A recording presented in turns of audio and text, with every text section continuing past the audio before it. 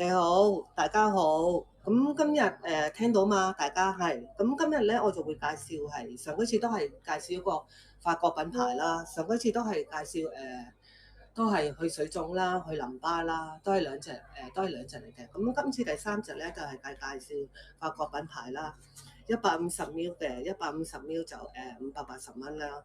減輕舒緩精油啦，減輕舒緩精油。咁呢個咧有咩功效咧？佢個功效咧就係針對你個精神啦，精神唔係咁好啊，可能你起身好似我而家咁唔係咁舒服啊，精神啊，仲有少少感冒嗰啲咁。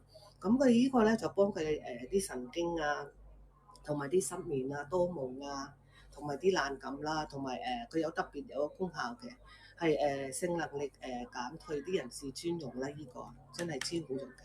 咁佢嗰個取消你嗰啲疲勞啊，你本身啊，你做嘢好緊張啊，啲情緒啊，啲壓力啊，其實大多數好多啲人啦，好多都有啲壓力嘅。其實你翻工啊，或者你冇翻工，其實都有嘅。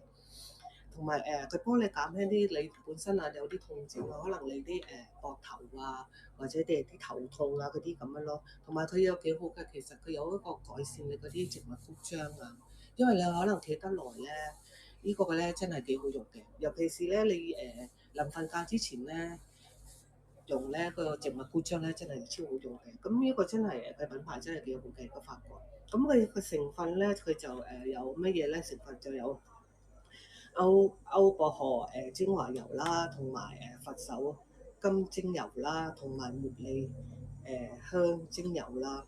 呢、個真係幾超好用，同埋佢用法咧就係只喺個手嗰度啦，兩三滴咁樣係輕輕即係嗰個身體度啊，或者你話啲頭痛啊、啲膊頭個位啊，其實你中意喺邊個部位嗰位得嘅，因為佢係舒緩減輕個精華油啦，或者你係個胸部啊個位置啊咁樣咯。咁佢呢個咧特點咧就特點佢真係天然嘅，真係滲透好強嘅呢個。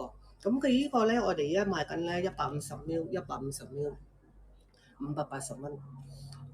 希望大家上一次我就介紹幾個產品啦，咁呢個咧就係舒緩精華油啦，150ml，580蚊，多謝大家。